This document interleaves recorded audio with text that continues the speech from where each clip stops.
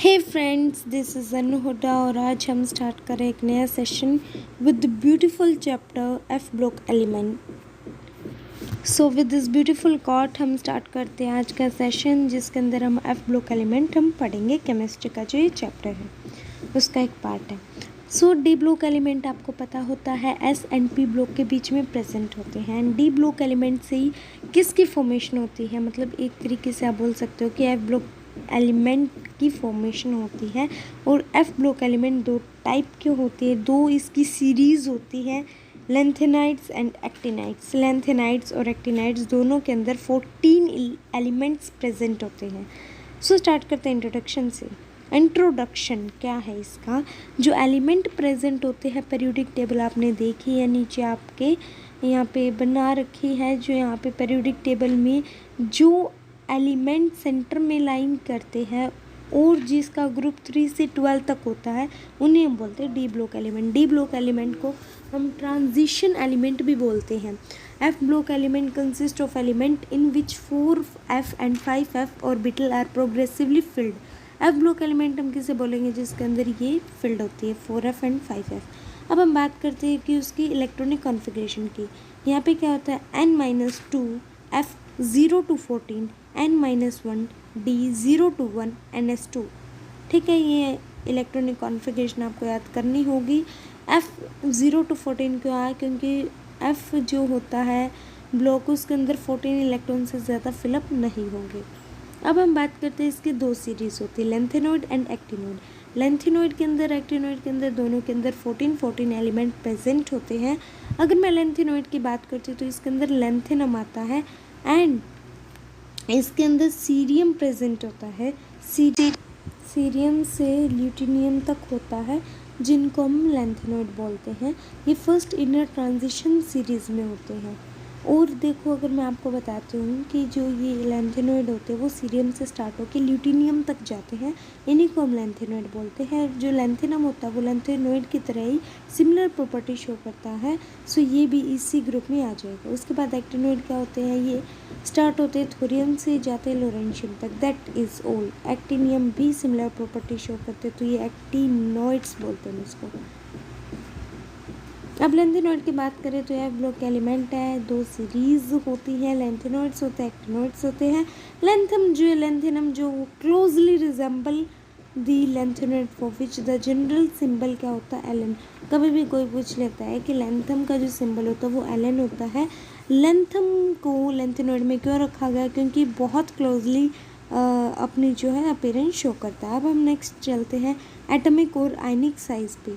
Atom जो है, atomic number जैसे जैसे इंक्रीज होगा एफ ब्लॉक एलिमेंट के लेंथेनॉइड में, लेंथेनॉइड के मैंने एलिमेंट आपको याद करवा रखे हैं, तो आप हमेशा याद रखो जब कभी भी एफ ब्लॉक के एलिमेंट्स में एटॉमिक नंबर इंक्रीज होगा, उसके साथ साथ ionic radii atomic radii decrease होगी। वो क्यों होगा, because of poor shielding. Poor shielding का क्या मतलब यहाँ पे कि जो पुअर शेल्डिंग होगी तो जो न्यूक्लियस होता है वो इजीली आउटर शेल के इलेक्ट्रॉन को ट्रैक्ट करेगा, साइज डिक्रीज हो जाएगा। उसके बाद हम बात करते हैं कि which are unable to counter balance the effect of increase nuclear charge, net result is contraction is in size. अब जनरल कैरेक्टराइजेशन की अगर मैं बात करती हूँ तो ये सिल्वरी वाइट सॉफ्ट मेटल होते हैं। मैं बात करती हूँ लेंथेनॉइड की, तो ये सिल्वरी वाइट सॉफ्ट मेटल होते हैं and tarnish rapidly in air, और एयर में इजली फैल जाते हैं। अगर इसकी hardness increase with increase atomic number, जब हम इसका एटॉमिक नंबर को इंक्रीज करेंगे तो उसकी हार्डनेस, उसकी कठोरता भी इंक्रीज हो जाएगी। सो यहाँ पे ये दे रखा है कि मेल्टिंग पॉइंट की रेंज कितनी होती है, 1000 से 1200। लेकिन यहाँ पे सैमेरियम इज़ अ एक्सेप्शन, जिसकी सबसे ज़्यादा होती है। एक्सेप्शन तो हम नहीं बोलेंगे, बट हम बोलेंगे कि अलग है इनसे, जिसकी 16 to 23 के बीच में आती है। और जो हार्डनेस है, they have typical metallic nature structure होता है, इसलिए गुड कंडक्टर होते हैं। मेटालिक में क्या होता है, गुड कंडक्टर होते हैं हीट एंड इलेक्ट्रिसिटी के। और ये मैनी ट्रैवलिंग लेंथेनॉइड आर अनक्लर्ड। यहाँ पे क्या बोल रखा है कि जितने भी ये लेंथेनॉइड होते हैं वो क्लर्ड होते हैं, बट यहाँ पे एक्सेप्शन है La3 positive and Lu3 positive, ये कोई भी कलर शो नहीं करते। और जो यहाँ पे है F14 टाइप के या फिर F0 टाइप के जो आयन होते हैं वो पैरामैग्नेटिक होते हैं। पैरामैग्नेटिक क्या होते हैं? पैरामैग्नेटिक होते हैं जो रिपेल ना करे, अट्रैक्ट करे, ठीक है। उसके बाद जो फर्स्ट और सेकंड आयनाइजेशन एंथैल्पी होती है लैंथेनॉइड की वो अराउंड 600 किलो जूल होती है and 1200 kilo joule mole inverse होती है। ये आपको कुछ डेटा गिवन होता है जो आपको याद करना होता है। तो यहाँ पे क्या है, यही है कि एक्सेप्शन से याद रखनी है, पैरामैग्नेटिक होते हैं, आयनाइजेशन एंथैल्पी याद रखनी है। चलो next, the carbides Ln3C, Ln2C3 and Ln2C are form when metal जब हीट करे जाते हैं कार्बन के साथ तो ये फॉर्म होती है, और ऑक्साइड भी फॉर्म करते हैं, हाइड्रोक्साइड भी फॉर्म करते हैं। आपको ये सिंपली लर्न करना है, ज़्यादा कुछ नहीं। इसमें क्या है, कार्बाइड्स दे रखे हैं। Ln का क्या मतलब है? लैंथेनोइड्स। Ln जहाँ कहीं भी है लैंथेनोइड, जितने भी लैंथेनोइड के अंदर 14 के 14 एलिमेंट्स यहाँ पे आएंगे, ठीक है। अब हम नेक्स्ट चलते हैं। इसके बाद M2O3 पे, M2O3 भी क्या बनाता है? ऑक्साइड्स बनाता है, ठीक है। MOH3 हाइड्रोक्साइड्स भी बनाता है एंड दी ऑक्साइड भी फॉर्म करता है। अब हम चलते हैं नेक्स्ट पेज पे जिसमें बोल रखा है एक्टिनोइड्स। एक्टिनोइड के अंदर भी क्या होते हैं? 14 एलिमेंट होते हैं, जो कि एक्टिनियम भी इसके अंदर आता है क्योंकि ये भी सिमिलर प्रॉपर्टी शो करता है। एटॉमिक नंबर इनका क्या होता है? 9703। थोरियम से लोरेंशियम तक जाता है, इनको हम बोलते हैं एक्टिनोइड। एक्टिनोइड क्या होता है? जिसका एटॉमिक नंबर 90 से स्टार्ट होकर 103 एलिमेंट जिसके अंदर होते हैं, 14 एलिमेंट जिसके अंदर होते हैं, उनको बोलते हैं एक्टिनोइड, जो कि एक्टिनियम बेस के साथ क्या सिमिलर प्रॉपर्टी शो करता है। ये सेकंड इनर ट्रांजिशन सीरीज़ में आते हैं। जो एक्टिनोइड होते हैं वो रेडियो एक्टिव एलिमेंट होते हैं, मतलब इनकी जो हाफ लाइफ वैल्यू होती है वो बहुत ज़्यादा कम होती है। इसकी वजह से इनके बारे में ज़्यादा डिस्कवरीज वगैरह भी नहीं हो रखी, लाइक इनकी 3 मिनट भी होती है लोरेंशियम की life half time. Oxidation state की बात करते हैं, जितने भी एक्टिनोइड्स होते हैं उनकी कॉमन स्टेट होती है +3, मोस्ट कॉमन स्टेट होती है। हाउएवर दे आल्सो वेरिएबल, उनकी ऑक्सीडेशन स्टेट हो सकती है अलग अलग। इतनी ज़्यादा ऑक्सीडेशन स्टेट क्यों हो रही है? बिकॉज उनकी कंपैरेबल एनर्जी होती है 5F के अंदर भी, 6D के अंदर भी एंड 7S सेल के अंदर भी। फॉर एग्जाम्पल जो यूरेनियम होती है उसकी ऑक्सीडेशन स्टेट जो होती है एंड जो नेपट्यूनियम होता है उसकी ऑक्सीडेशन स्टेट +7 होती है। अब कुछ करेक्टरिस्टिक्स के बारे में कंपैरिजन विद लैंथेनोइड के बारे में हम पढ़ लेते हैं।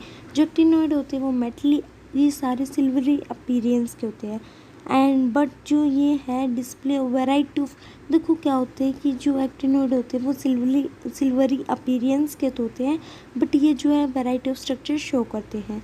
क्यों? क्योंकि इरेगुलरिटी होती है इनके मेटलिक रेडियस में, जो कि ग्रेटर देन इन लैंथेनोइड होते हैं, हाईली रिएक्टिव मेटल होते हैं।